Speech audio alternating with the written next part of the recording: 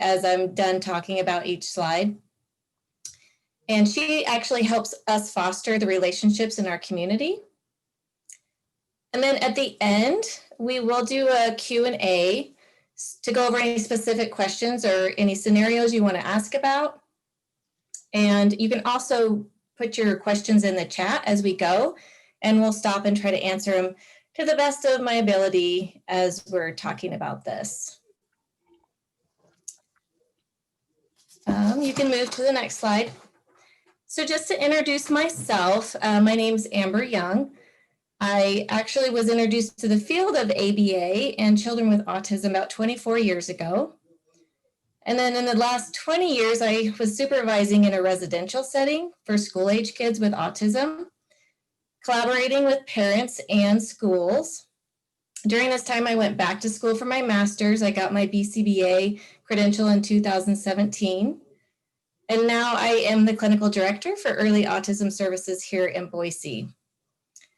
Also, I am a Boys and Girls Club parent. My 10-year-old attends when needed, and I appreciate all the club has to offer.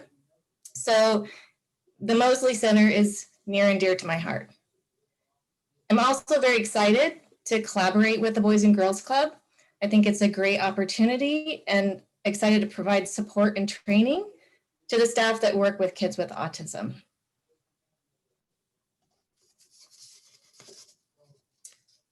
So just briefly, I want to go over a little bit about what autism is.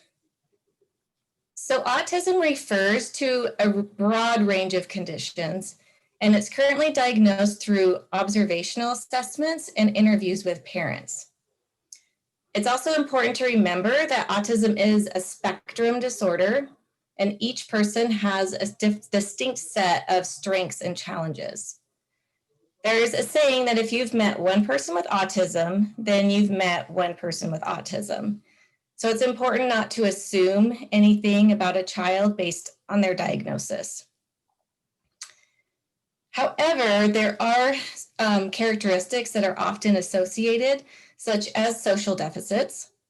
So difficulty making friends, having conversations, and even understanding how other people feel.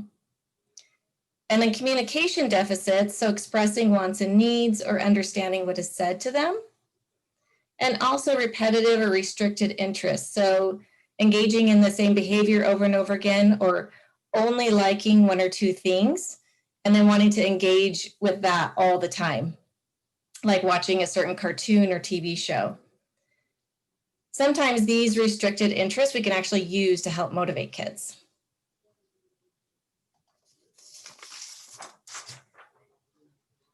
And then also briefly, I want to talk a little bit about what is ABA, since that is what I do, and that's the service that Early Autism Services provides. So ABA is a methodology based on the principles of learning. These principles are put in practice to change behavior in a systematic, measurable, and socially relevant way. The approach bases all decisions on data to determine if what we're doing, the strategies that we're using, are actually working and making a difference. And it's individualized, recognizing that everyone's different, and the programming we use is specifically tailored to each child. So if one of my clients were attending the Boys and Girls Club, I would want to know how they learn best, to develop a plan, to develop skills and help them be successful in that specific environment. It's also important that goals are socially relevant, which means that the things that we choose to work on will make the biggest impact in their lives and also get buy-in from families. Overall, ABA addresses two main areas. The first would be teaching new skills, and then also decreasing inappropriate behaviors. So some of the new skills that we might work on would be communication and language, social skills, and self-care, such as different hygiene routines and dressing, and also play and leisure and motor skills.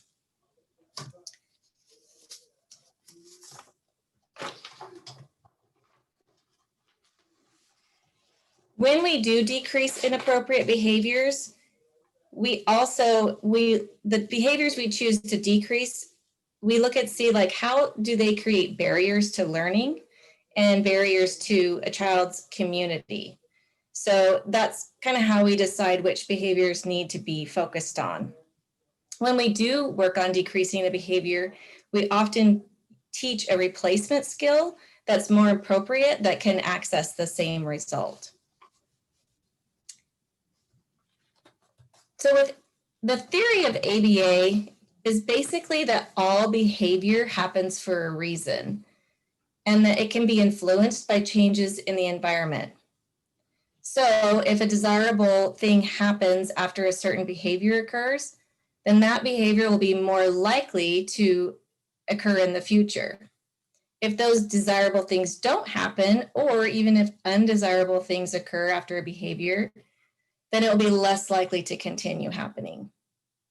So for example, like if a student at the Boys and Girls Club was throwing items at peers and then got a lot of attention for doing that, that behavior may increase if that student enjoyed getting attention.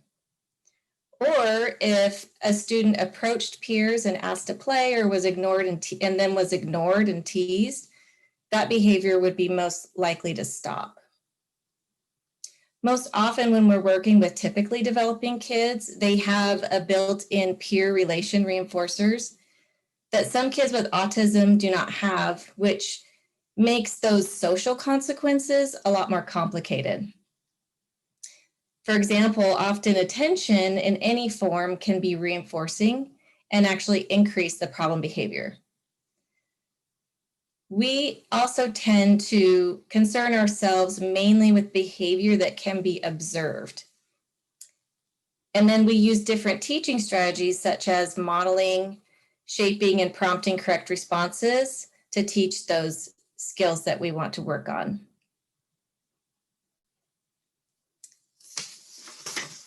You can go to the next slide.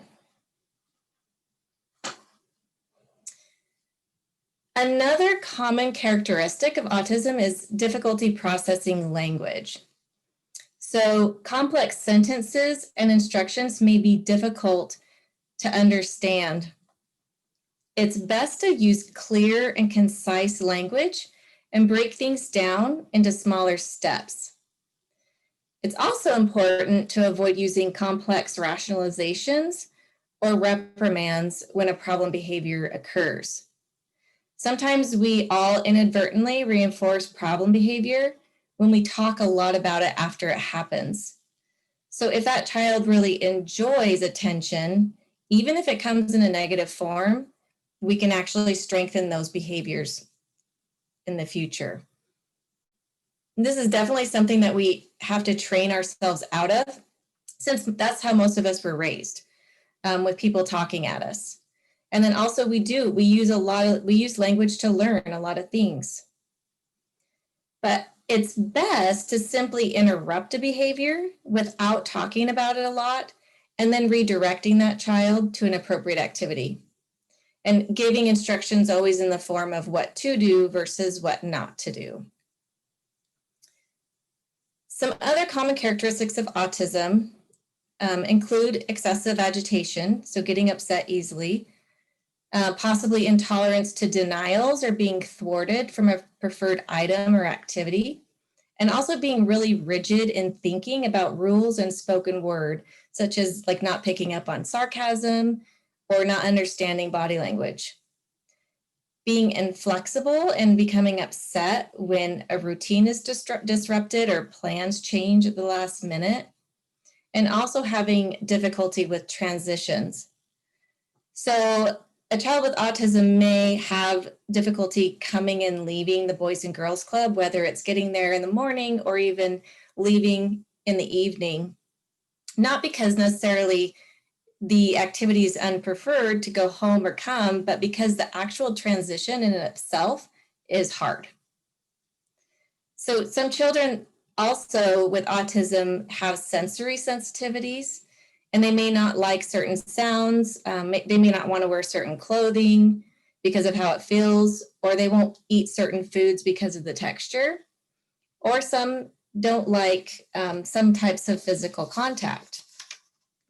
Again, all children are very different. And while I have known children with autism who prefer to be left alone and not touched, I've also worked with a lot that are very affectionate and love to be hugged and squeezed. So it's important to understand that these common characteristics may be reasons for escalations or meltdowns that may occur. So if a certain child does have trouble with transitions and then also lacks the skills to communicate, then behavior can escalate very quickly. The inability to cope and respond appropriately to something that's upsetting is a skill deficit and something that we work on teaching.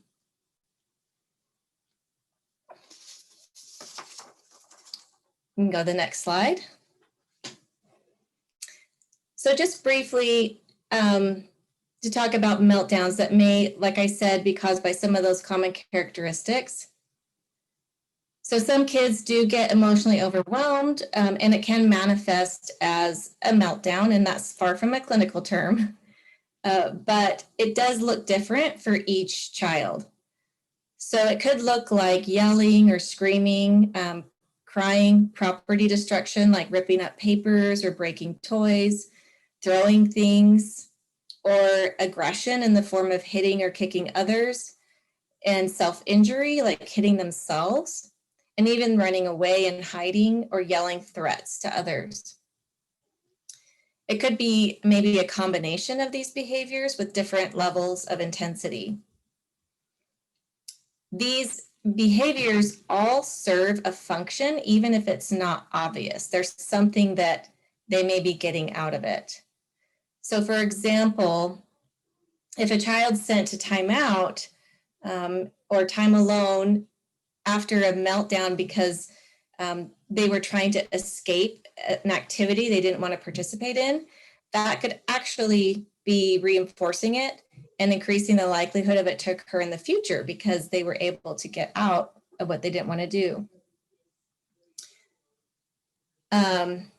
Also, on the other hand, if a child really desires attention from their teachers or peers, if they get a lengthy reprimand afterwards, after an inappropriate behavior or meltdown, that may actually increase the likelihood of those occurring in the future as well.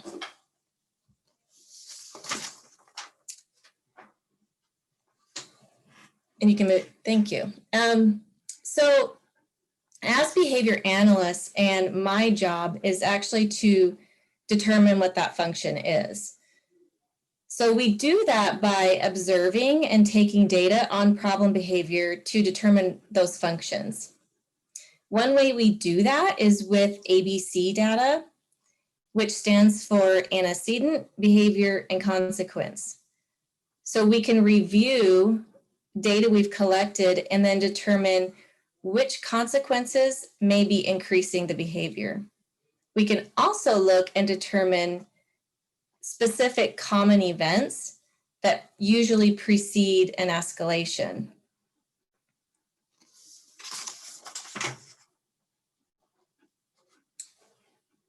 Next slide.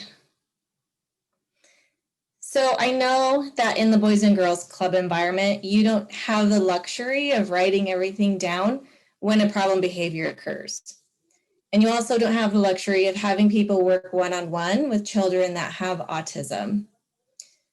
So just one way that you may be able to get that information can be relying on some of the parents to provide some basics, like giving them a questionnaire and asking, how does your child communicate their wants and needs? What situations or events can lead to agitation or potential escalations? And what does that look like when there is an escalation? What are some early signs of that? And then what are current strategies that they use that work, that seem to help now? It's also important to know things that are motivating for each child. And then with that information, training different staff on specific situations that may be hard for that child so they can look out for it. And just overall, using some warnings and pre-correcting behavior that may help reduce some occurrences of problem behavior in that environment. That type of warning or pre-correcting is considered an antecedent strategy. So it's using the antecedent, what happens right before the behavior, to try to change or prevent the escalation from happening. And most likely the antecedent strategies would be ones that would be most easily implemented in an environment like the Boys and Girls Club.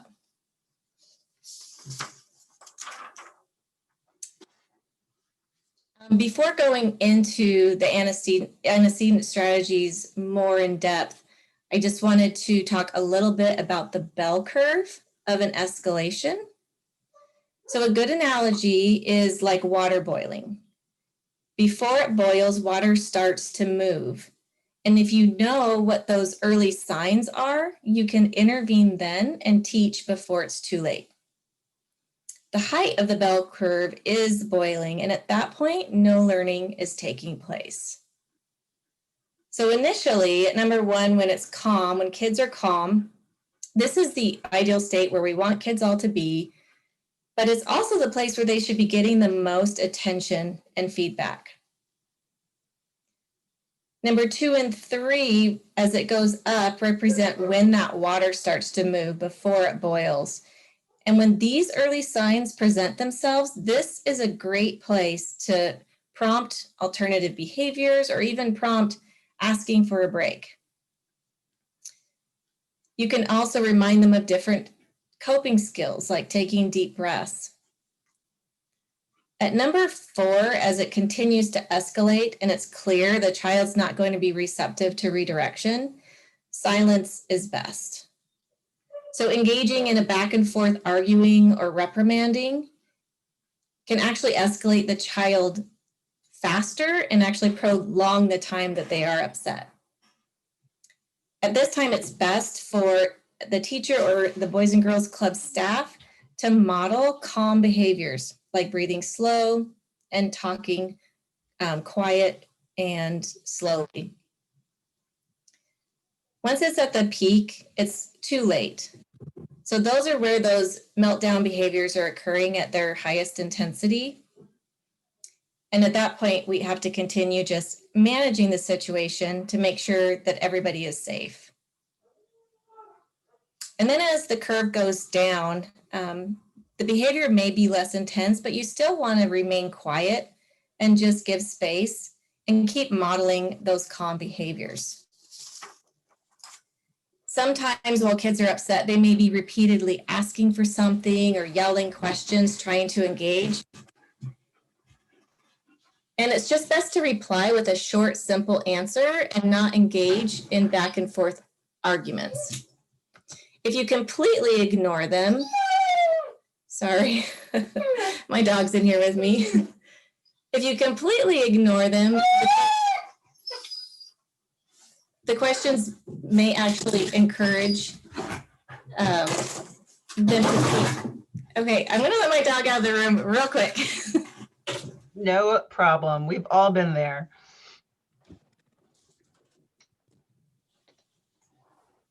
While she takes a quick break, does anybody have any questions about anything Amber has reviewed so far?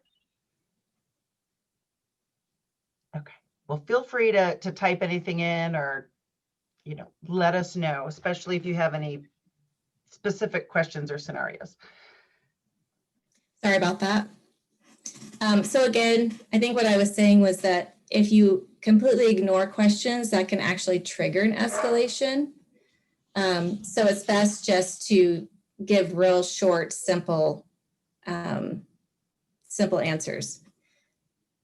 So yeah, I think with a parent questionnaire, we could easily send a template or provide something like that with some helpful questions that you could have parents fill out. Definitely. So as kids calm, where it has 3 and 2, encourage skills for calming.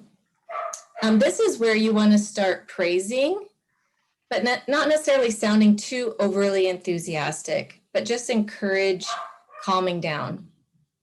And then as they've calmed sufficiently, this is a good time to have them engage in a calming activity, like taking a walk or doing a dot-to-dot, coloring, or even helping with a simple chore. The calming activity should not be something that's really highly preferred or include anything that the original escalation maybe was trying to access. Like if they were escalating because they didn't want to leave a certain toy, I wouldn't give it back once they had calmed down.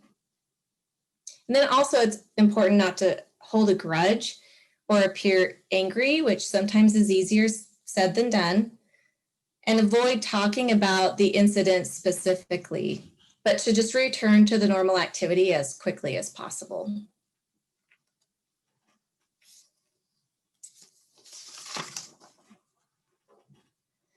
So now I want to go back to those antecedent strategies that I had referred to before.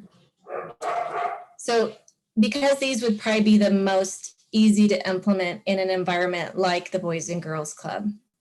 And the purpose of it is to prevent the escalation from actually occurring. So the antecedents are the events that happen right before a behavior, and sometimes we might call it the trigger. These strategies, the purpose is to prevent that escalation in the first place. And my job as a behavior analyst is to identify those common antecedents through that ABC data. But I know that's not something that's always feasible in the Boys and Girls Club environment. But as you're working with kids, some of those triggers may become obvious over time. And you can also perhaps look at some data that parents might provide for you. So just to give you some examples of some different antecedent strategies that have been used in the past is giving kids jobs to do. So giving them a job that's something that they can do fairly easily and that they typically cooperate with to keep them busy. And as I said before, pre-correcting, which basically is reminding the child of the behavior you want them to do before the hard event happens that may be difficult. For example, if they're playing a game, you could say, remember, if you don't win the game, say, good game, and give a high five, and even have them repeat it back to you. Also using visuals, such as a daily schedule, so that they can anticipate when each transition is going to happen. Using pictures and phrases with times can help establish the order of events for the day. Sometimes timers are helpful because it gives a sound or a signal that an activity has ended. And it's more objective than requiring a staff to repeatedly ask a child to put something away or leave a preferred activity. Also, rephrasing instructions. So if a child gets upset reliably when they're given an instruction in a certain way, switch it up how you say it and use different phrasing or even break it down into smaller steps. So instead of saying something like, I want you to clean up all the crayons and go to the gym, phrase it first as, put your crayons in the box, wait till that's done, come with me, wait till that's done, and then let's walk to the gym. So that each instruction isn't given until the first part of it's completed.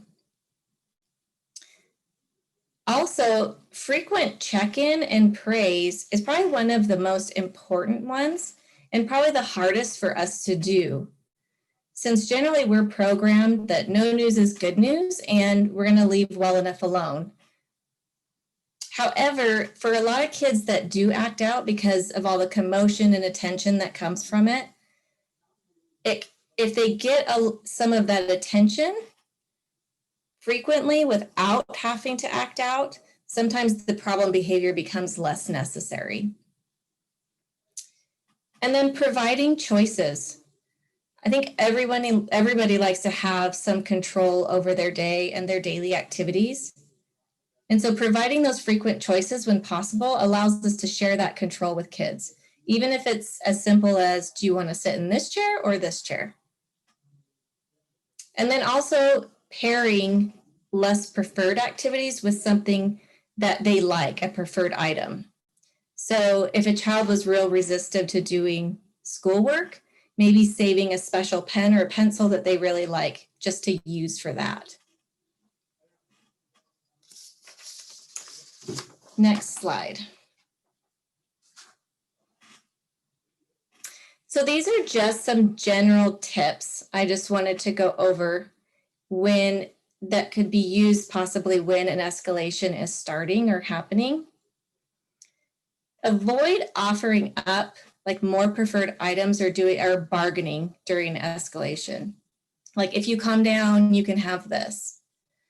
Or giving in quickly when it's obvious the kids are escalating, getting mad. And then remember to, when modeling that calm behavior, talking low and slow and taking deep breaths. You want to model the behavior you want to see in that child, have them match you. And remembering that there's no teaching that's going to occur during the peak of the escalation. This is when the light bulb is turned off. So it's best to say as little as possible during the escalated behavior to avoid inadvertently reinforcing it with attention. So, but also if the kids are asking a lot of questions, just give short, simple answers without sounding upset. And then also just to remember that it's okay to praise as kids start to calm down. Sometimes people worry that if they use praise at all, they might be reinforcing the meltdown. But it is used only after those calming behaviors occur, and it's a way to encourage those calming behaviors. And then at the end of a escalation, the calming activity used shouldn't be something that's highly preferred. So if the child loves the iPad or being on the computer more than anything else, wait until you have a longer period of calm before you have them engage in that activity. And then always, I can't stress this enough, but minimize talking during an escalation. Next slide. So for the Boys and Girls Club, just thinking about how those kinds of things might work for that group environment, it might be helpful to implement some antecedent strategies for the whole group. So it avoids singling out any one child and helps them protect their dignity. Using sounds and signals when activities are over. Using a visual schedule that's put up and displayed, which shows the typical routine of the day. Giving warnings before those transitions. So letting kids know how much time there is before an activity needs to change. Providing that frequent labeled praise for those helpful, calm, and kind behaviors as much as possible. And then if a situation is going to occur that might be difficult, pre-correct all the behavior. Give kids instructions on what you would like them to do.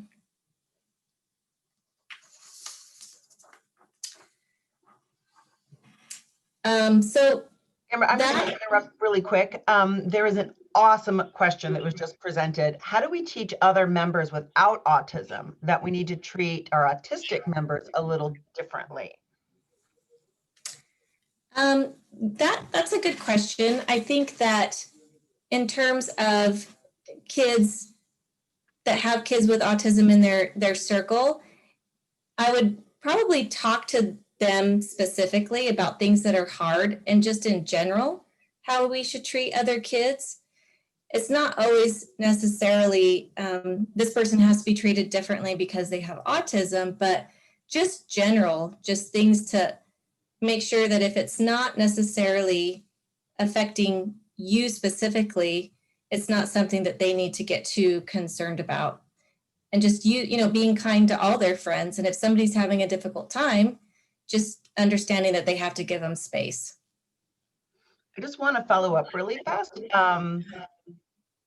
I do a lot of outreach with some of our local schools. And guys, I live in Atlanta. And one thing I always like to tell, especially elementary school kids, is everyone needs a friend and everyone can be a friend. And we all have certain strengths and challenges. So a kiddo with autism might be challenged by certain things, but might be really awesome at others. And just, making sure that we are meeting their needs, but also keeping in mind their dignity and their diagnosis is their business. So, treating them with the same respect and again, dignity as you would with any of the kiddos. And again, almost the golden rule, do unto others as you would like to do to you. Definitely. At this point, if people do have any questions, we can talk about that. Yep. And I know some of you are, in larger groups. I think at this point, if you want to unmute, the rest of the time we have allocated is really just to answer questions, and we can talk about some specific scenarios. So let us know how we can support you. All right, we've got a question over here from the Mosley Center. So you said you've hit like not talking during the escalation or keeping it short. How do we, I don't know how to ask it, like physically like interact during those situations? Like, do we like look at them, or do we just kind of like sit by them and kind of just like, let them look at whatever they're looking at? We look at something else and just kind of stay there? Or what would you suggest? Yeah. No, yeah, that makes sense. I think that for the most part, just in general, barring any specifics, that it's best to continue paying attention to the kid, just not paying attention a lot to the behavior that's going on. I think if anybody's being ignored, they might escalate and get more upset. So, you can look at them and just wait until you see some of those calming down behaviors. I think that a lot of times if we just act like it's not a big deal, we're just there to wait. And sometimes you have to make sure that everybody's safe, or you don't want them maybe breaking things that are, expensive things. So I always tell people it's okay to interrupt behaviors that are occurring, like stopping or, blocking or redirecting or taking items away and moving them. You just don't have to necessarily talk about it. You don't have to say, no, don't touch that. No, don't throw these, because that will just end up giving a lot more attention. It's okay just to move it or take it away, and just wait. Does that answer your question? Yeah, thank you. Sometimes first, then contingencies can help, especially in in an after school program. So if someone's getting frustrated and let's say they really want something, whatever the preferred thing is, they want they want to turn at something. First, they're going to do the non-preferred. So first wait with, your hands to yourself, or first Jess is going to have her turn and then you have your turn.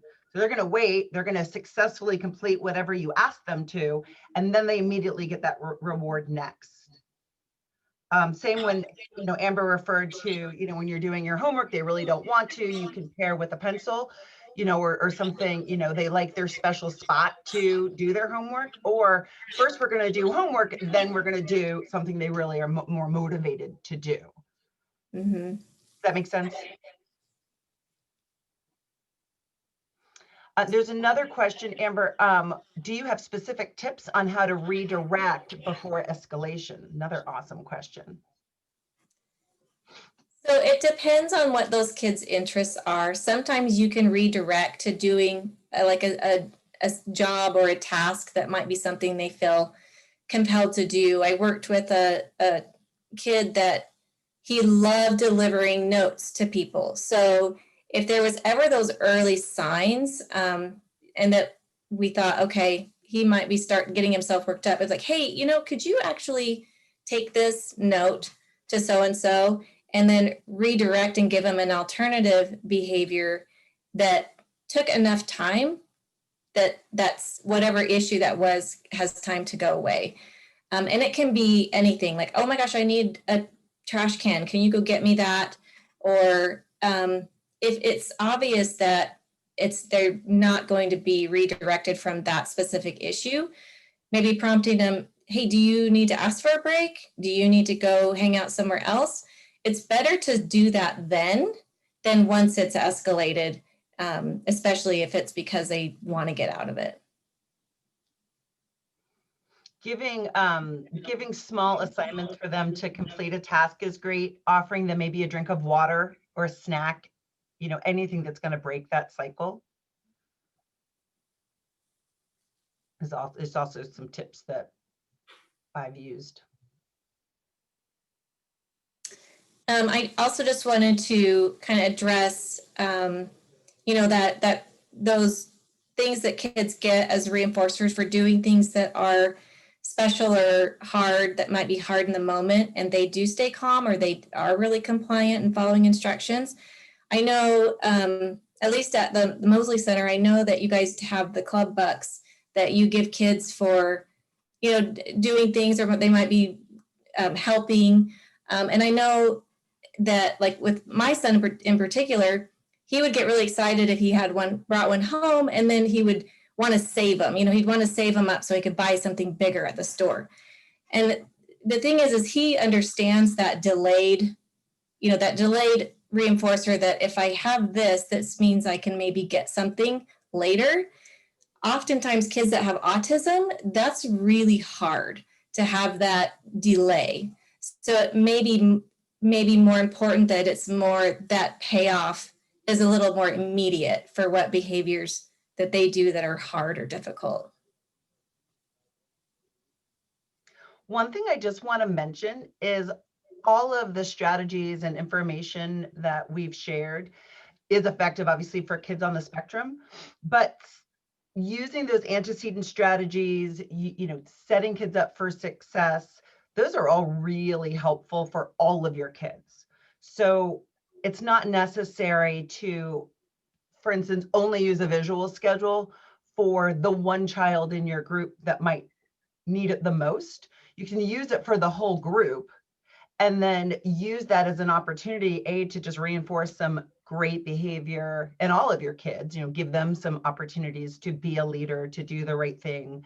If you see one kiddo who is going to be motivated by your club bucks, maybe a typically developing peer, if they're taking an extra interest and really being more patient, maybe reinforcing that behavior too.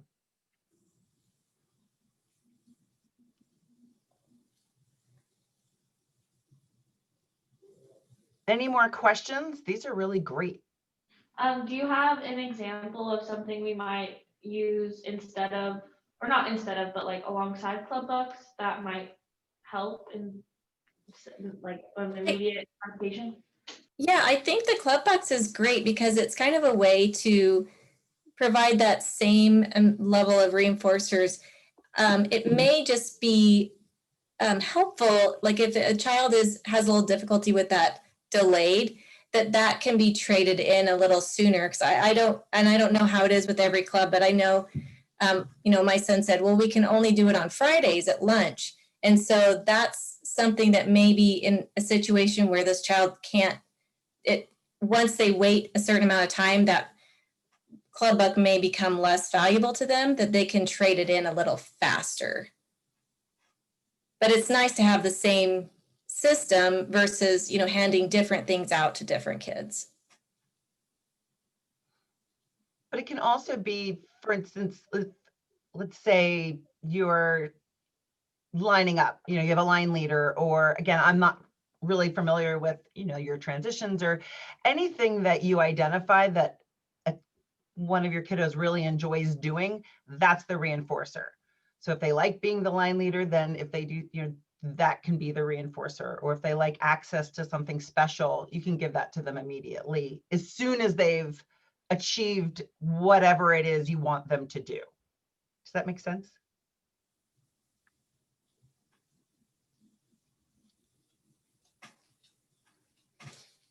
And again, Amber mentioned these are all so individual. So, and we absolutely can help provide a template with a parent questionnaire. All of these are going to be really specific on that individual child of what they're interested in, what motivates them. But I can tell you, as a mom of a kid on the spectrum, if anyone who was working with my child took the time to say, what does he really love to do? What's he passionate about? What's he great at? How can we help support him? You'd have a fan for life. And I do know that there are times when the escalation gets to the point where kids aren't responsive. They're not going to move. And I think a lot of times, physically engaging kids can generally make it worse. I always recommend, as much as possible, do not physically engage with a child that's upset. If they're refusing to move, I would just try to make the environment around them a little safer by making sure everyone else is out of the area, and things that they could possibly hurt themselves with or break would be, out of their reach.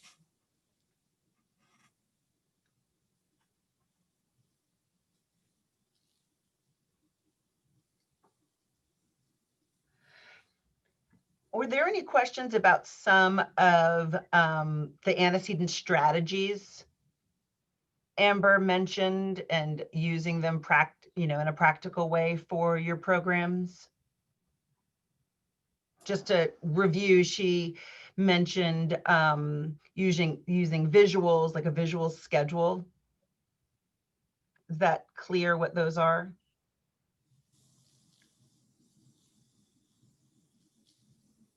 Well, if it's not, and you want any suggestions, thank you. Let us know. And like we said, as things pop up, you can always send questions and let us know how we can help process solutions for you. Yeah, and I totally understand that things that we might be able to pull off in a more one-to-one setting, or where we're actually, taking a lot of data, it's very different in a situation where you have large groups and staff people that are responsible for numerous kids, and making sure that everybody is safe and doing what they're supposed to be doing. So I have a lot of empathy and admiration for that.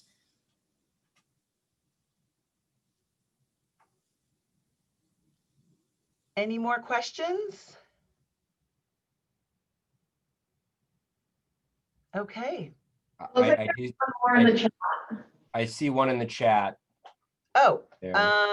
thank you. I was wondering if you had any tips for helping a kid dealing with sensory overload. Great question. Yeah, I know I have worked with several that like specific sounds are really difficult. I know some parents have tried using like noise reduction headphones, and some kids will tolerate wearing that and some won't. A lot of times when I can identify what that sound is that is so aversive or that they're really having a hard time with, I'll try to jump in before the kids get upset. Like if I can hear it, I really try to tune into what those sounds are, because we tend to block a lot of that background noise out. But a kid with autism, it sounds probably a lot different. So if I immediately hear it, I'm like, wow, nice job staying calm.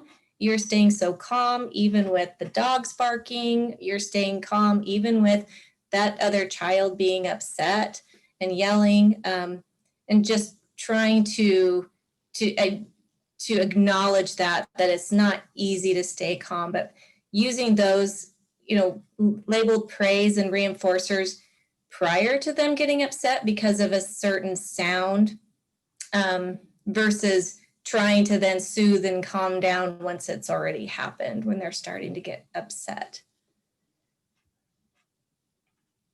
Sometimes too, if a child who has a sensory sensitivity is coming into a big group or a big room, like a large program room or a lunchroom, an area where there's a lot of people and a lot of noise, even if it's ambient noise, that can be overwhelming.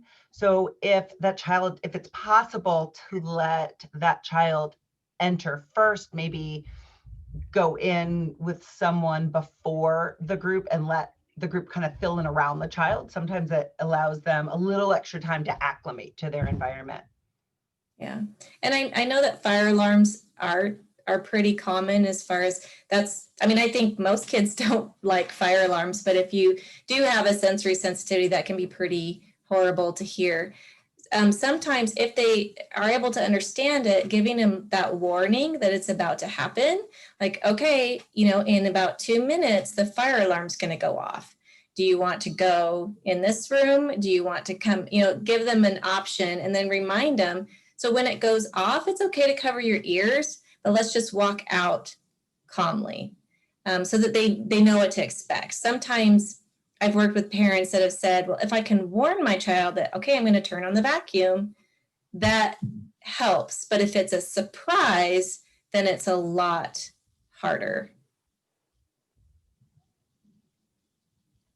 Oh, so yeah, I would just also try to label the things that they can do, you know, when that happens, and maybe not give like a ton of warning so that they're thinking about that, but just like a couple minutes before. And then if you do know the things that are really motivating for them, remind them, you know, remember, if you stay calm and you walk out quietly, then when it's over, we're going to do this. Reminding them quietly too that they're safe, that you know it's scary, kind of validating that feeling. Big noises can be scary. I can get scared too. You're okay, you're safe. So with our child, it's an everyday thing. Like as soon as he enters a room that he sees a fire alarm, he's, well, oh, the fire alarm's gonna go off. Oh, the fire alarm's gonna go off. Oh, is the fire alarm gonna go off? Is there a way to like decrease that? Because we've tried to do multiple things. Like we've given him headphones, we redirect, we talk about other things, but it's a constant like, when is the fire alarm going off? It's gonna go off. I know it's gonna go off. No one can even step by the fire alarm. At one point we put cones around it, seeing like, see, there's a good barrier so that no one's going to be by it. And it turned into, get away from the cones, you can't be by the cones. And the cones were like 6 feet away from the fire alarm. So at what point and how could we handle that? Because it was very intense for the other kids, and it turned into a, we can't stand this kid because he won't stop talking about the fire alarm. Mm-hmm. Yeah. Yeah, and then, I mean, that's hard because, you know, each specific kids might have certain issues with different things. And if there's like, with that visual being really hard, you know, if I was working one-on-one, I would probably really set up like more kind of a role play type activity where, you know, we said, okay, this is what we're going to practice. You're going to walk in the room, see the fire alarm. Now I want you to do this. And then just provide a lot of, you know, reinforcers, whatever form that takes, while practicing, so that hopefully it will generalize to other rooms. But when something like that is such an issue so intensely, it does take a little bit of time to kind of work through that and get them to practice the behaviors that are appropriate, versus having something that might happen immediately to stop it. Because there probably are things people do to get them to calm down right away, like maybe, you know, removing them from the area or reminding him over and over again that it's not going to go off. But depending on what that serves in terms of what he gets out of all that talking about the fire alarms, you know, we could potentially be increasing it with a lot of attention.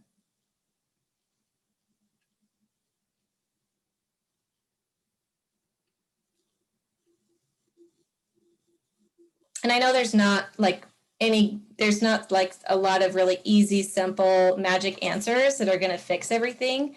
It's generally different strategies that will come up with that work for that child specifically.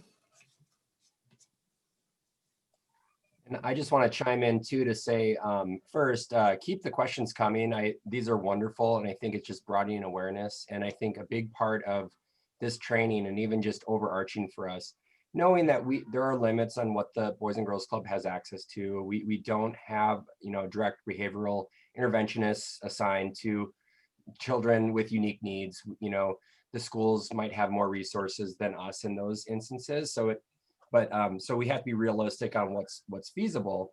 But I think it's really important just to even build this collective awareness as an organization, because that's how we can begin these conversations of how to best resolve those issues in our team meetings and in our staff meetings, and just be able to, you know, kind of find the best case scenarios to resolve those. And even, you know, questioning those specific parents through that questionnaire to say, what are some things that maybe this child's already in the process of learning for tools for resilience around this, and what we could do to kind of offset that. And I guarantee any instance I've ever had working with a family, they just appreciate the question and the opportunity to provide that input. So knowing that there are limits of what we could do, I think there's a lot of things that this will get us into in a way that I think is going to be more productive than where we were at, which was a lack of awareness. But please continue your comments and questions, because I think it really helps frame, these people have a lot of experience in this area. And so it's great to get those targeted questions out there. I actually have a question. Would you guys encourage, per se, if I'm from the Kelch Club, so if a Kelch had a child on the spectrum, would you encourage that each individual staff member take the time and build rapport with that child? Yeah, I know it's probably harder too, because, you know, generally when we work with kids with autism, we have a specific person that's going to be working with them. And we do, that's generally what we do, is spend a lot of time building that rapport, pairing ourselves with things that they love, so that we actually become that as powerful as the thing that they love. Kids are always more likely to cooperate and be calm if they like who they're hanging around with, they like the person they're with. So I would, I think if those staff are going to be interacting and going to be working with that child, then yeah, I would absolutely encourage them to work on building that rapport, know what things are really motivating for that child, so that they can pair themselves with those things, you know, over time. Okay, thank you. And I think something that frames our questions and answers, and just even the unique situation and structure of clubs, is the fact that, you know, we have school-based sites with smaller volumes of children, although it's, you know, when we're not in COVID-19, it'll be probably 100 kids a day, even in those locations with limited space availability. Then we have our main branches with a lot more physical space and resources perhaps, but also higher volumes of kids, sometimes as high as 285 to 325, especially in the summer when family needs are really intense. So this all goes, it kind of plays into that situation, and the ultimate outcome is for every child to feel welcome, to be successful. And so just really appreciate the questions that are being produced here, and your answers. Are there any other questions out there? I heard it looks like Meridian and Mosley, the main branches, have gotten a lot of this and really just appreciate your time. And I just don't want anybody who might have a question that they were trying to figure out the best way to frame, to not get that in there. So, if there's any other questions, let us know. And certainly I think we scheduled to be done at 11. Is that true, Jess and Amber? Okay, Yeah. so we're at our time as well. So the other thing is, just know if you have other questions. I mean, I've gotten to know Jess and Amber because we've emailed quite a few times here back and forth. And if you do have questions that you either didn't think of or that come up as we go through this process, feel free to just shoot me an email. I will pass that along and probably get a pretty quick response, because they're just so wonderful. And it's just really appreciated that you have this expertise, because I know, obviously, as you can tell by the questions and just the interest level of the participants, this is a need. And so it's just really appreciated that you give us some of this, some things that we can work on. So, and we all continue to bring this up to admin as well, because it is an ongoing resource issue, to be blatantly honest. I mean, in a group activity setting, it's our service delivery model. It's how we operate. It's our function, really in the community. but that is not an excuse for ways that we could potentially funnel more resources potentially to this area of need. So thank you again. Absolutely. It was a pleasure, and I appreciate everybody's feedback and also being open as well.